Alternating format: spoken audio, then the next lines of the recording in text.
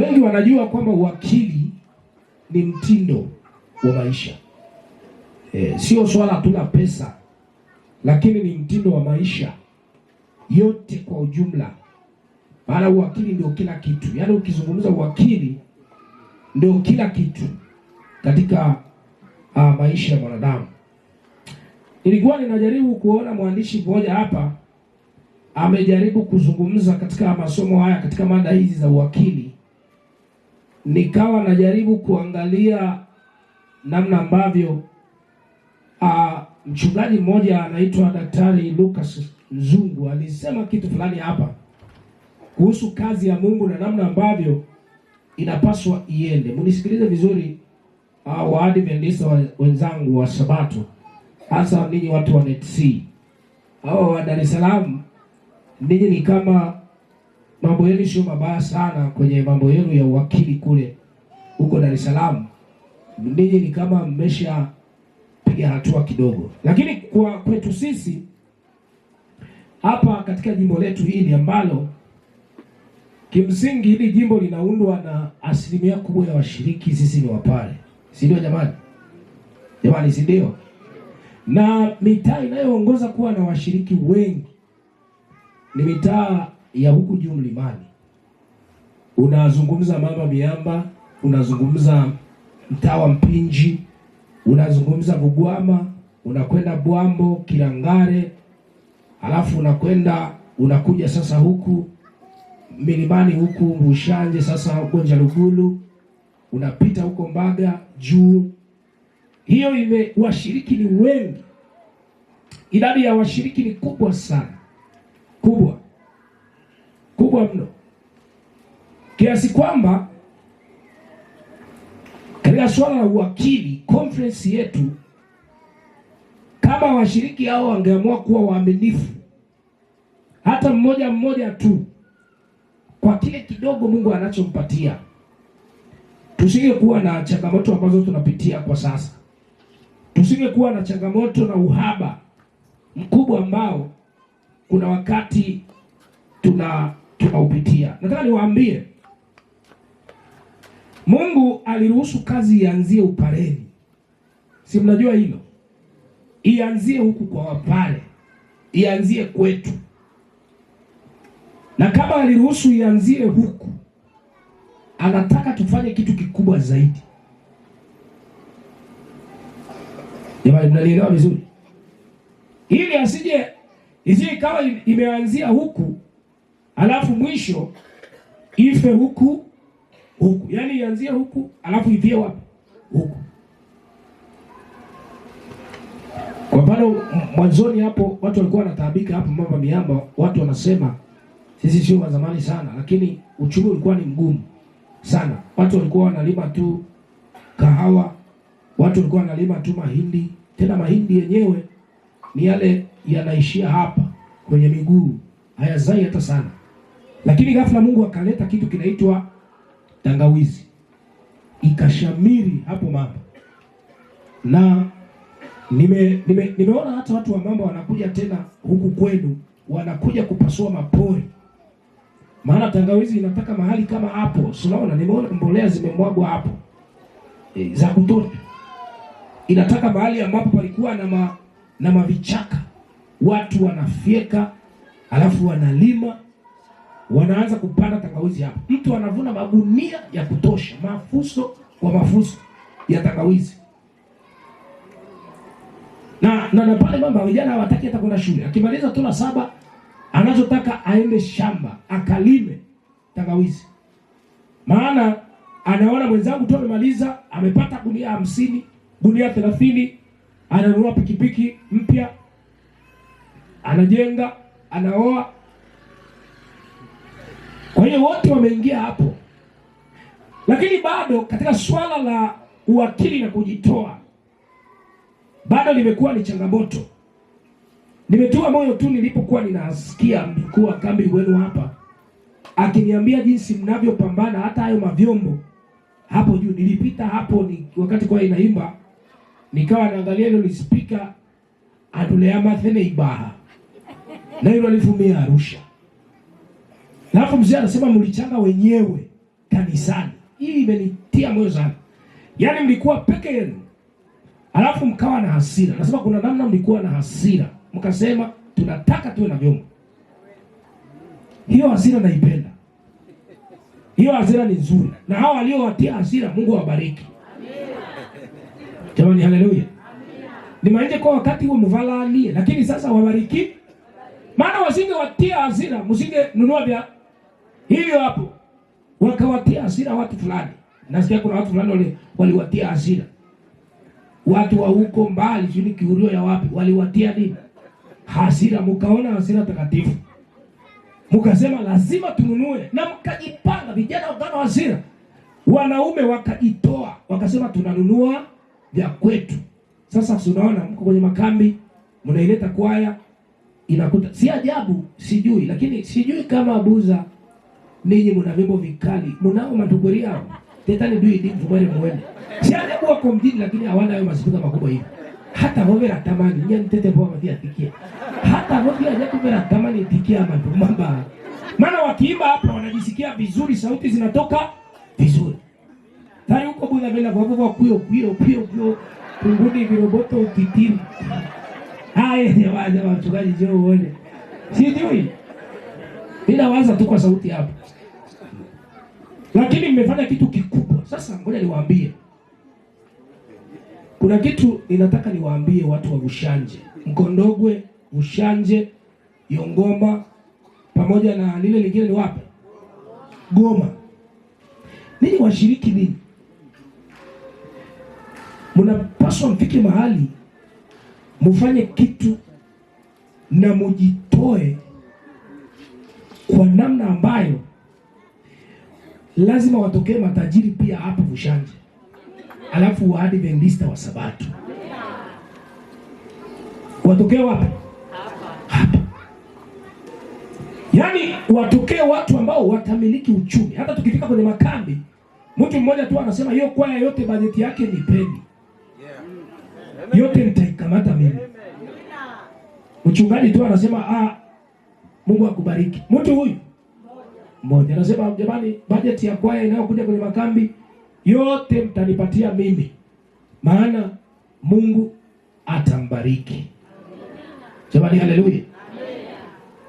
Natamani mfike hicho kiwango. Sasa mnisikilize vizuri. Kesho ninataka mchungaji wa mtaa uniletee hapa burungutu na bahasha. Nataka tuwe na sadaka ya maagano tutakayoifanya kwenye hili kambi. Mimi niliifanya mwenyewe hapa kama mchungaji nayeongea ndani hapa. Mimi mwenyewe. Na asikudanganye mtu. Swala la kutoa sio la mshiriki, ni la wote.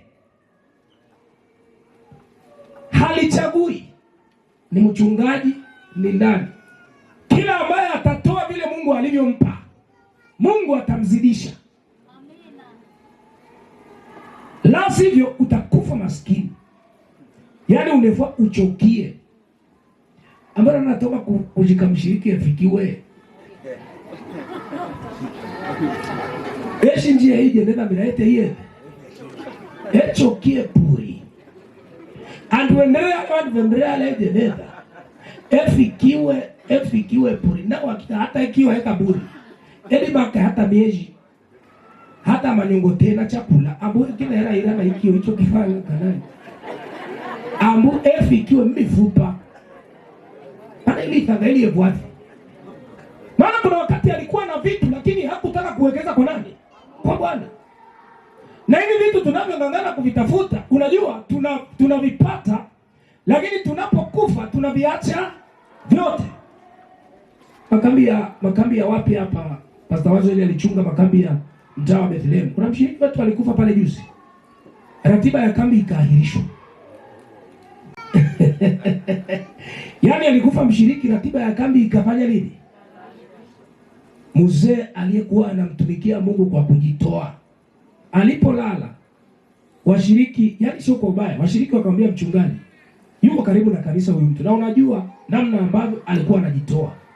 Watu alikuwa anawasaidia watu, kila mtu anampenda, sio Muislamu, sio nani, anampenda.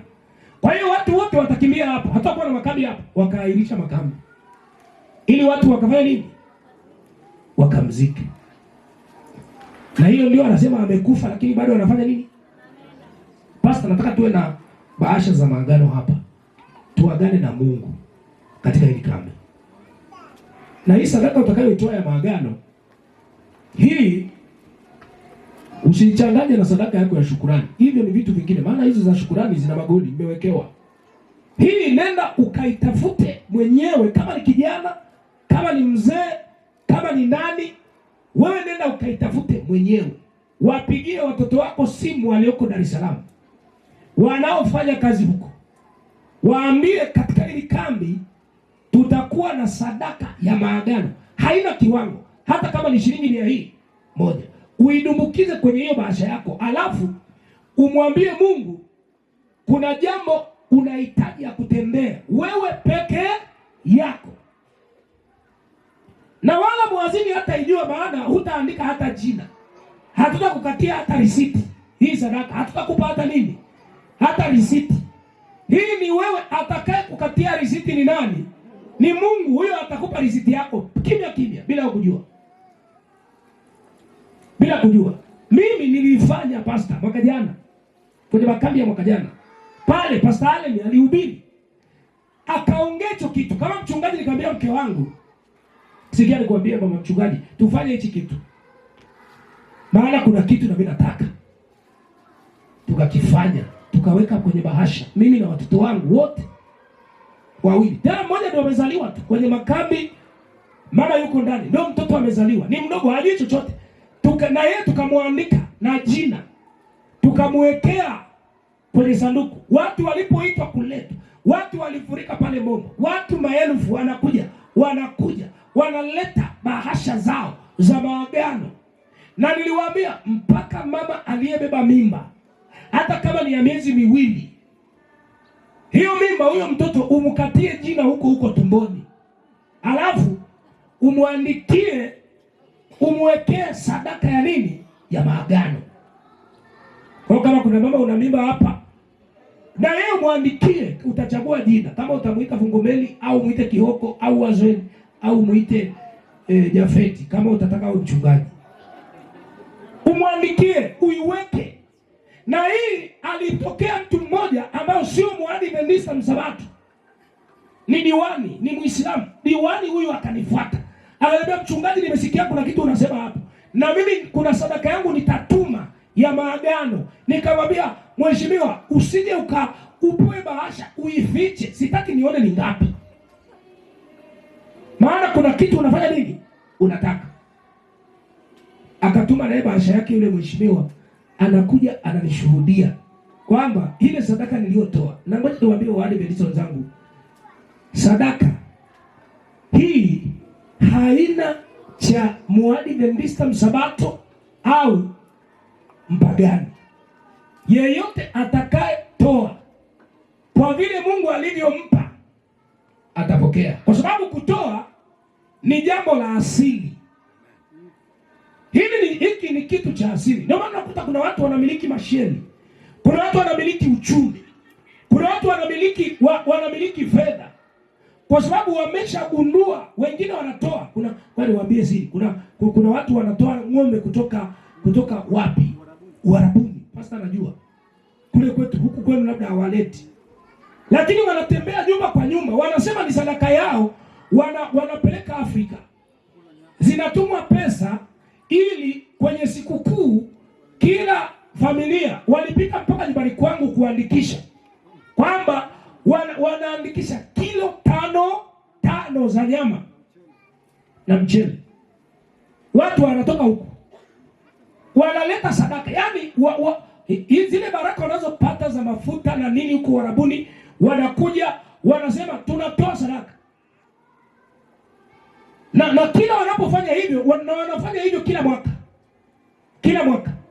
Nikasema au walisoma Matendo sura ya 10, walisoma habari za Kornelio hawa, kwamba alitoa mpaka taarifa zikafika mbinguni, mbingu zikakaa zikasema kuna mtu anatugusa, tunataka tufanye jambo haraka.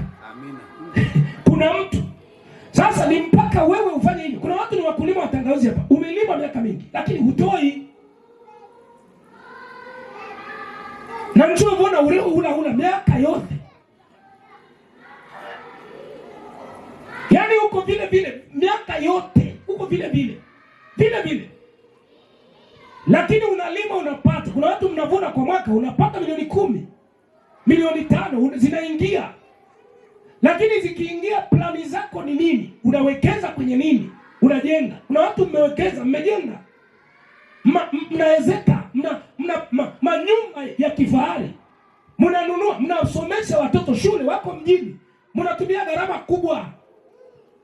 Lakini Mungu anapoangalia huyu mtu uaminifu wake ukoje, haoni. Kwa hiyo inabidi unabaki vile vile, unabaki vile vile. Siku zinaenda, unabaki vile vile. Niliposoma hii taarifa ya mkurugenzi wetu wa union hapa, alisema hivi: moja ya vigezo vyovyote, moja ya vigezo vya conference yoyote kudumisha hadhi yake ni kuwa na uwezo wa kujiendesha na kufadhili kazi ya Mungu. Conference yoyote, ukitoka kwenye conference ni pamoja na kanisa, hicho ndicho, yani iwe na uwezo wa kujiendesha, lakini pia na kufadhili kazi ya nani? Ya Mungu. Iwe na vigezo, iwe na uwezo huo. Sasa kwetu NETC tuna washiriki wengi sana. Nilikuwa nashangaa South Nyanza conference wana washiriki 100,000 pastor. Eti 100,000 tu. Na nimeangalia makanisa yao ni kama yanalingana na sisi. Na kule hata kwenye makambi unasikia watu wanang'ang'ania kabisa. Yaani kwa mfano makambi yanaisha kama haya, watu wana foleni ni kwa mchungaji, naomba mwakani nataka kambi. Mpaka wanajaa, wanaambiwa bwana, tunakuomba usubiri kambi lingine na wewe utaleta. Subiri na wewe kambi lingine. Lakini hapa kwenu Vujanje nimemshukuru Mungu. Mwenyekiti wa kambi nimemsikia akipiga simu pale. Anamwambia mtu, bwana, hiyo ng'ombe uilete ichinjwe leo.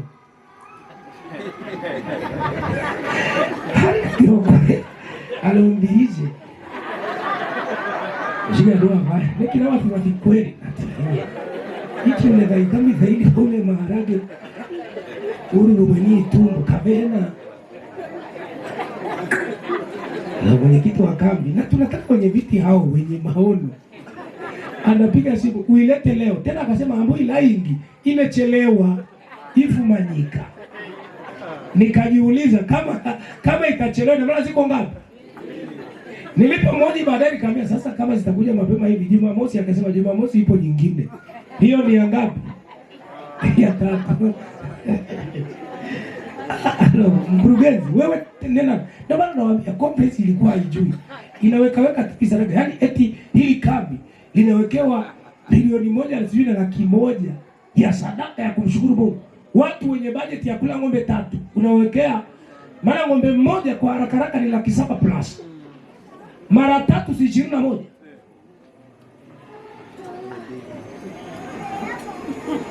Jumlisho wameleta kwaya kutoka huko na wanakula vizuri, na naendelea kuwakagua wana kwaya. Kila siku mkipita hapa na watathmini. Na nimshukuru ni mrungu mbuyo ng'ombe na nyumne lala. Na hii ndio sherehe.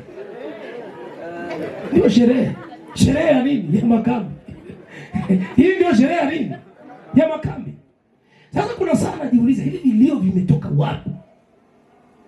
Hivi vilio vimetoka wapi? Kwa nini watu wakitajiwa milioni 1, 2, 3, 10 wanaanza kuwa na pressure?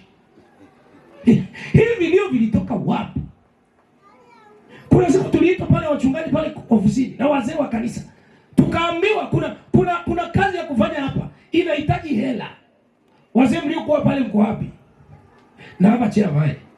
Watu waliposikia mahela ya kitajwa, pande vipingi dhani penda kufua. Maana wamesikia mahela ya kifanya nini? Ya kitajwa, wanaona ni mengi. Sasa nikajiuliza, unaposikia watu wanaweza wakajiorganize wenyewe wakafanya budget ya kiwango hiki, hivi vilio vimepenya kwa njia gani? Hivi vilio hivi vimepenyaje vikaingia? Nimepenya wapi?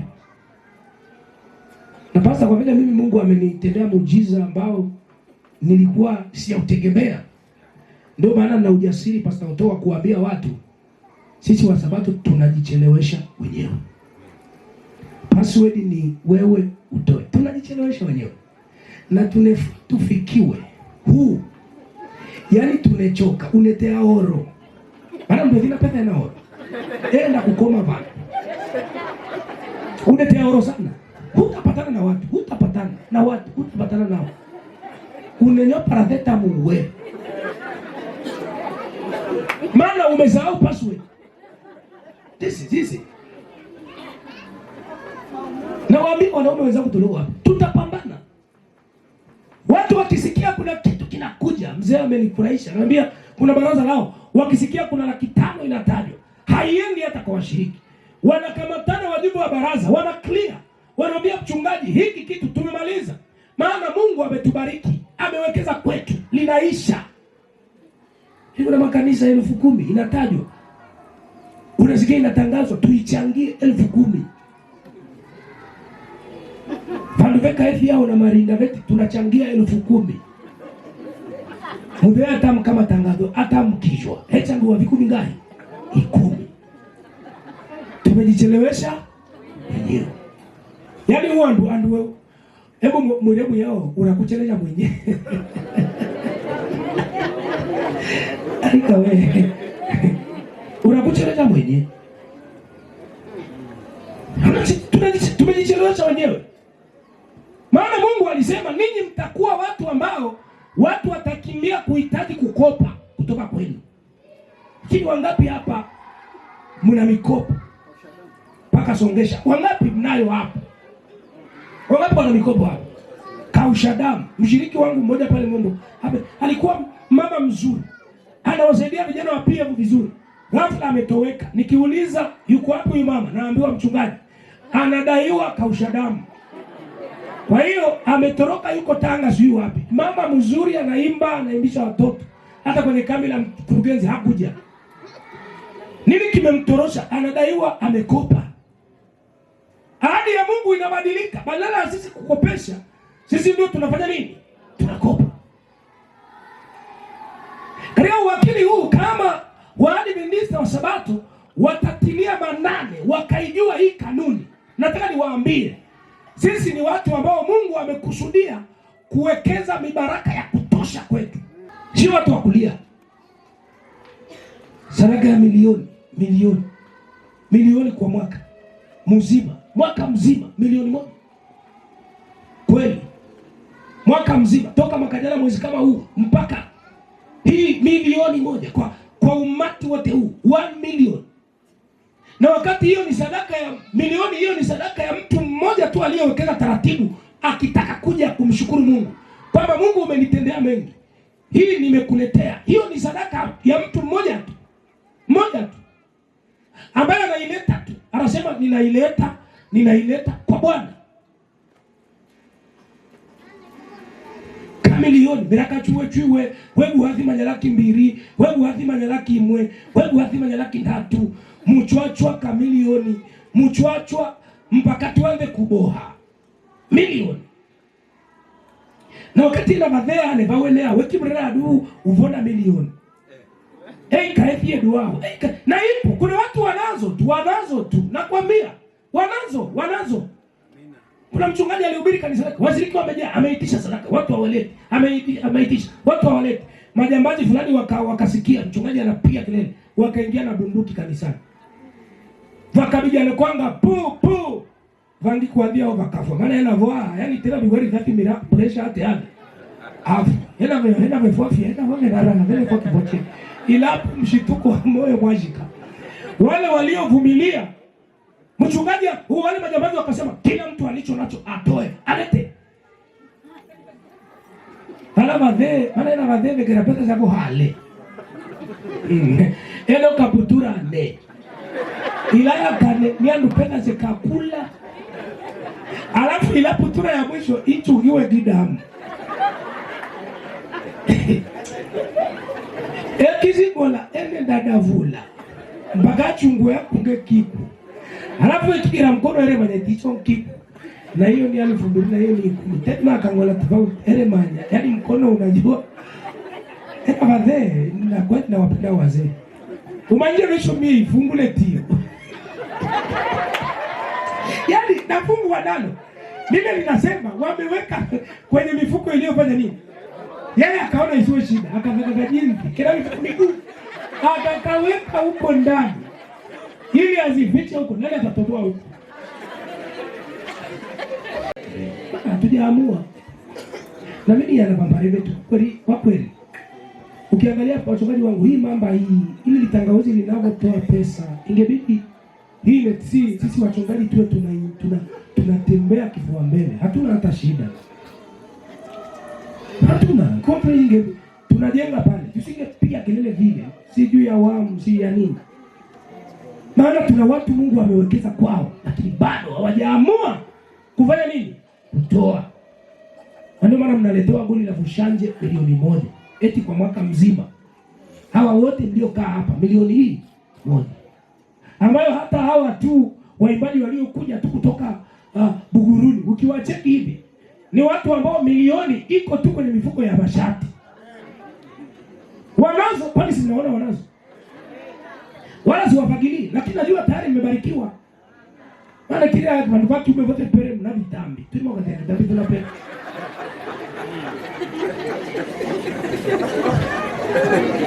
Wako vizuri. Mungu amefanya nini? Amewabariki. Lakini sisi NETC watu wa Bushanje, Mkondogwe na Yongoma. Yongoma niliwahi kufanya juma pale. Niliwahi miaka fulani hivi. Na wafahamu Mungu anahitaji kujitoa kwa ajili ya hii kazi. Sasa ni bora nimewaza hichi kitu niweke msingi huu mchana wa leo. Nitakupa bahasha. Wale majambazi wakaleta pesa zikaletwa hapo kwa mchungaji zote, mamilioni kwa mamilioni. Waliokufa wakaenda wakazikwa.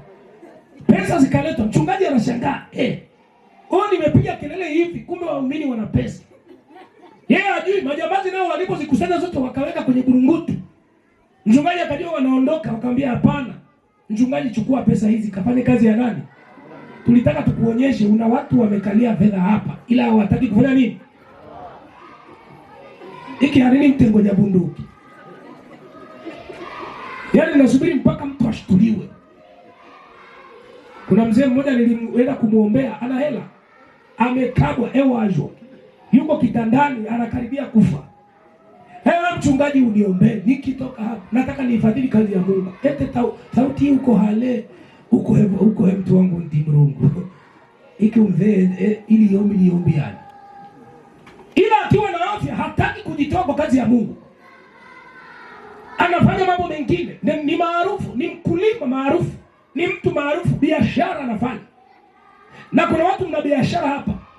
Na ndio maana nawaambia lazima ufike mahali, na tutafika mahali katika hili kambi. Kila mmoja utachukua bahasha yako. Mpaka sisi wachungaji tuliokuja hapa.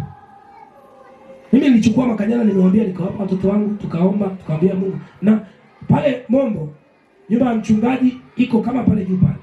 Naishi pale. Alafu kanisa hili uwanja wa makambi hapa.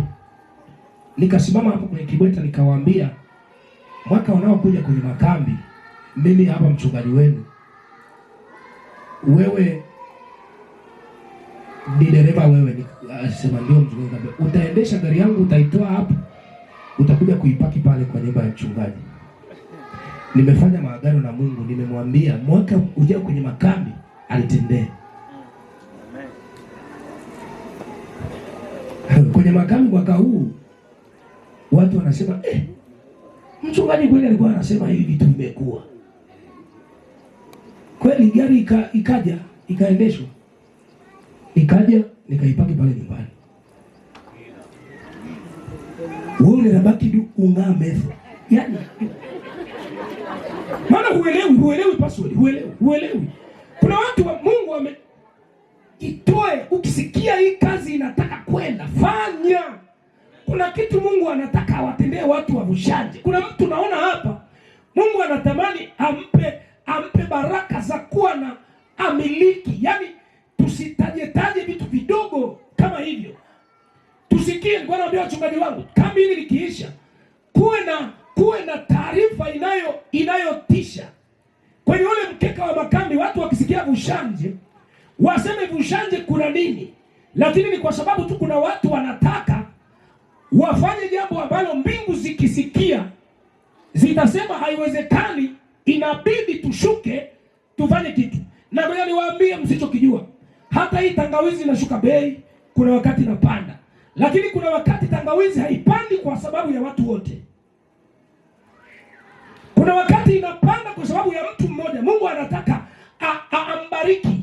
Lakini wakati wa msafara huu wa mamba na kenge wanakuwa hapo, wanakutwa kenge nao wanaonekana ni mamba, lakini ni kenge walikutwa tu hapo. Yaani kuna mtu Mungu anaona amejitoa kwa kazi, na ni mkulima wa tangawizi. Anasema hii bei sasa hivi gunia litauzwa 200,000, 400,000. Watu wanashangaa bei imepanda. Kumbe kuna mtu Mungu alikuwa anataka ambariki hapo kwenye kilimo, akaipandisha bei. Alafu ikishapita huo wakati inaanza kufanya nini? Kushuka. Na ndipo watu wanasema mimi nitalaza, mimi nitaweka malalo temanjiti. Kumbe mrungu wake takamdua kwe amtende ambariki, ambaye na katikati ya huo mtu wake barikiwa, na wewe ukakichwa hiyo bei, na wewe ukabarikiwa. Mimi natoki stahili hata wewe mwenyewe uremanya. Fikiria ndio hata wewe mwenyewe uremanya. Yaani ukikagua risiti za naka yako bahasha, ukikagua wewe mwenyewe tu, hata unajua wewe ni shahidi wa nafsi yako. Ukikagua risiti unazokatiwa na mwazini kwenye kanisa lako, na baraka ulizonazo, na nyumba ulizojenga, na hata sadaka ya shukrani uliyokusudia kutoa hapa, ukikagua hizo risiti hapo, na vile Mungu anakubariki, hata wewe mwenyewe unasema kwa kweli sikustahili. Huu ni msafara wa mamba, na mimi ni kenge, nimekutwa hapa, ninasomeka kama nini? Kama mamba. Au haukurike wajarako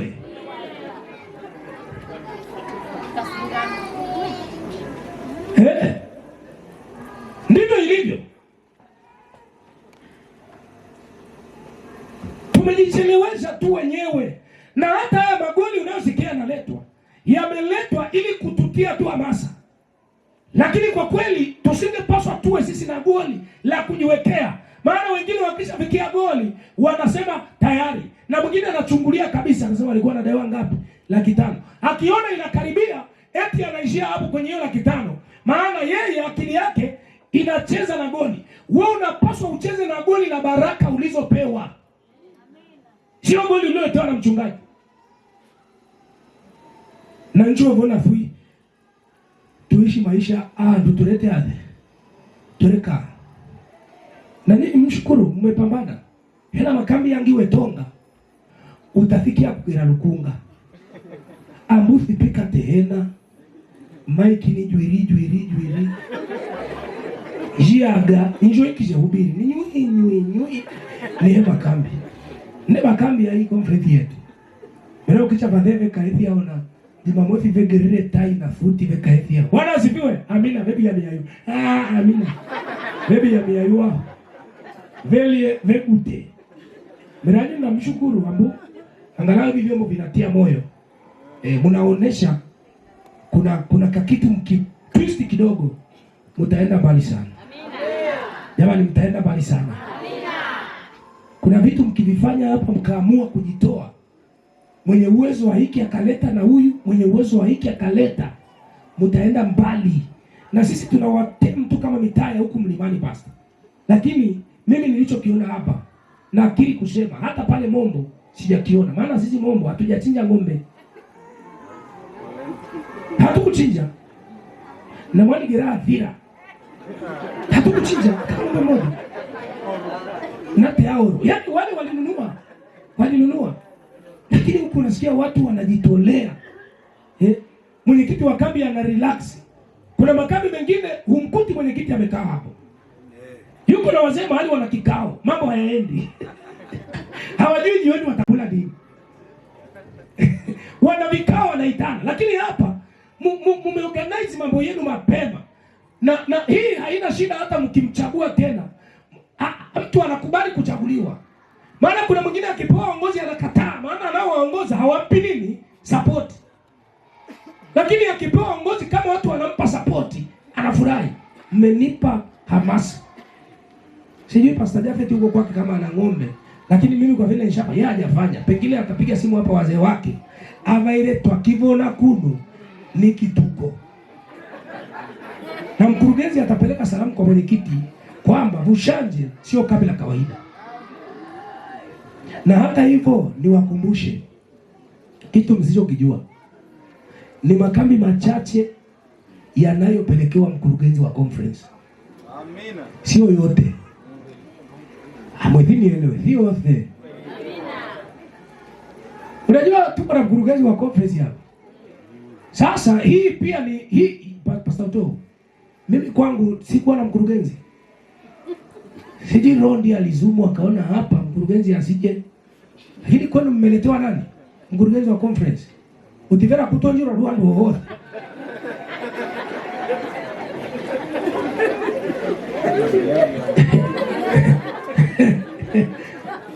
Au manje mambare tu irana idi. Kilo nilo idi. Hata hula vera jarili kia atonge hala. Rebeti hala hai. Hala heo mie huwe. Ule mkoma kurugeni. Kila alipona Bushanje wakasema tunampetea ile ratiba. Niliona ni ratiba nyeti sana. Hii Bushanje. Mimi nilipona nimechomekewa hapa nikamshukuru Mungu. Faidineki veki temani. Sasa ni waombe. Tutakuwa na sadaka ya maagano. Jamani, sadaka ya nini? Ya maagano. Mimi nilikuwa na wachungaji wawili kwenye makambi yangu kule Masai. Wana visa vya Mungu alivyowatendea wao makubwa mpaka nikashangaa. Wale wachungaji, mchungaji Mwana na Kibwengo. Pastor wana visa wale wachungaji. Wanaeleza, lakini vyote wanavieleza mambo makubwa. Pastor Kibwengo alieleza pale. Anasema nilitoka kwenye kambi sina hata nauli ya kutoka hapo kunipeleka huku kwako mchungaji. Na ameenda kusali kwenye kanisa lake akakuta wana mchango. Na yeye ana shilingi 5,000 tu mfukoni. Akasema nikaitoa nikawapa kwenye hilo kanisa. Sina nauli. Anasema jioni niliporudi nyumbani nikasikia simu inaita. Mtu anamwambia bwana mchungaji nimekuingizia 50,000 hapo. Kwa sababu ya kidogo alichofanya nini? Alichokitoa. Nataka niwaambie kuna wenzetu walishashtuka. Mchungaji alihubiri hapa akasema kwa nini na wewe sio ushuhuda? Yaani wakitaja watu wanaofadhili kazi, jina lako, familia yako. Kuna familia zinafanya mpaka ma-effort. Yaani familia inasema kwa mwaka huu tunaenda kufanya effort wenyewe. Tutajigaramikia wenyewe, ni bajeti yao wameweka. Na sisi hapa Bushanje inawezekana nikiwatazama na mambo mnayofanya hapa, mnaweza mkafanya mambo makubwa mpaka dunia ikashangaa. Sasa anzieni kwenye hili kambi. Amina. Tutakuwa na sadaka hiyo ya maagano. Na hiyo kwa kweli wachungaji wangu na pastor ninaomba hiyo sadaka tutaifanya Jumamosi. Wakati pastor akitoa wito hapa wa kuhitimisha kambi. Pastor Toho, ile ombi la mwisho lile la kumaliza makambi tunasema mwaka umeisha. Alafu tunakaribisha mwaka mwingine. Ndipo mkurugenzi atuite na zile bahasha hapa. Kwa hiyo wiki hii wewe ni wiki tu ya kutafakari. Na usije ukajali unaweka nini. Nilishuhudia mtoto mmoja aliweka shilingi 50 ya kabengele. 50 hiyo unayojua. Anang'ang'ana tena ni katoto, kanang'ang'ana kanaiweka kwenye bahasha. Shilingi 50. Nikaguswa kabisa akasema katoto kadogo hivi kanaelewa kanachokifanya. Kanaweka. Na mimi natamani na wewe kila mmoja atafakari tu kati wiki hii. Weka mipango yako na watoto wako. Kesho tutawapatia bahasha. Kila mtu nenda na hiyo bahasha. Na kama una vitu unatamani Mungu atende. Wewe umeolewa pengine kuna changamoto, mume ni mlevi, sijui nini, uchumi, mnalima hampati, hamjajenga. Mnataka mfike mahali fulani kwenye maisha yenu. nadhani kuambie hiyo sadaka ya maagano hiyo itumie hiyo siku, alafu utaniambia kitakachotokea. Ninyi wenyewe mtasema lile kambi la 26 limeacha alama kwenye maisha yangu. Jamani, Bwana asifiwe. Kwa hiyo wewe tu kesho pastor atatuletea bahasha hapa, alafu sisi tutakupatia, alafu tukisha kupatia utaenda utatafakari, alafu mwisho utakuja na siku ya Sabato. Jamani, Bwana asifiwe. Sio dakika zangu zimebaki ngapi ili nimalizie? Nashukuru mzee ameniambia zimebaki 50. Sasa au ni 5. Okay, umenitana. Wewe unasema vizuri, ukisema tu hivi wengine tunaona ni 50. Lugha za vijana hii ni 50. Kumbe ni 5. Sasa wewe niwaambie. Mama White anasema hivi katika kitabu chake kinaitwa Shuhuda kwa Kanisa, gombo la 9 ukurasa wa 245. Mama White anasema yote tulionayo yanatoka kwa Mungu. Ni Mama White huyu, na sisi ni mali yake. Lakini haishii hapo. Katika kitabu kinaitwa Christian Service ukurasa wa 103 anasema Bwana huthamini wema na uaminifu kuliko ukubwa kazi iliyofanyika. Anathamini uaminifu kuliko ukubwa kazi iliyofanyika. Lakini Ushuhuda kwa Kanisa gombo la 9 ukurasa wa 245 anasema nileteeni zaka na sadaka kama ishara ya utii na uaminifu kwa Mungu. Huyu ni Mama White. Lakini anasema katika kitabu cha Mashauri juu ya Uhakimu ukurasa wa 83, Mama White anarudia kusema wakili mwaminifu atafanya kila awezalo katika huduma ya Mungu. Atafanya kila analoweza. Wakili mwaminifu atafanya kila awezalo. Na ngoja niwaambie, kuna wakati tunaimba onjeni muone Bwana ni nani? Ni mwema. Si huo tunawimba. Na unakuta wamama wanaimba ndio onja onja onja uone. Wenyewe imba hata tevenda kuteade. Kuonja. Wanaimba. Na tuna misemo. Mungu kwanza. Tuna misemo. Nitakwenda na familia. Leo hii tena tumeletewa mwingine ambao nasema nitakwenda nikimsubiri Yesu. Yote hii ni ya kutuhamasisha katika kazi. Lakini inakuja inapita, matokeo yake ni nini? Mawakili, mjumbe wa Mungu anasema watafanya kila wanaloweza. Kina mama mlioko hapa, fanya kila unaloweza kwa ajili ya kazi ya Mungu. Wazee mlioko hapa, fanyeni kila mnaloweza kwa ajili ya kazi ya Mungu. Mimi pasa nikwambie ninapomaliza, nilipokuwa kijana niko Dar es Salaam, ninachunga kama chaplain kwenye shule. Nikaenda kusali kanisa moja linaitwa Boko Bunju. Nikasali pale. Niliposali pale kwenye darasa la lesoni asubuhi, yule mwenyekiti wetu ni mama. Yule mama wakawa na ujenzi. Yule mama akawa anahamasisha watu wanadarasa wenzake kutoa kwa ajili ya kufika kwenye goli lao waliookewa. Na mimi akaniona pale kwenye darasa. Na nimevaa suti vizuri. Mama akanigeukia. Yule mama akaniambia, mtu wa Mungu, tuko hapa kwenye darasa letu. Tuna goli tunadaiwa na ujenzi. Tunaomba na wewe utusaidie. Na kwenye mfuko, mimi naishi Kimara, kule Kimara Baruti. Kwenye mfuko wangu nina shilingi 5,000 pekee, ambayo ninajua hiyo ni nauli, lakini pia ninaweza nikala alafu nikarudi. Kwa sababu ni kijana, natembea na familia yangu, sina shida. Yule mama akanisisitiza kwa mara nyingine kwamba tena Mungu akubariki. Tena akaniambia utusaidie utuchangie tu. Walikuwa na goli sijui 40. Akasema utusaidie tu shilingi 5,000. Ngoro ikaguda, nikafikia kiruke. Maana mama ametaja ile pesa nilio nayo.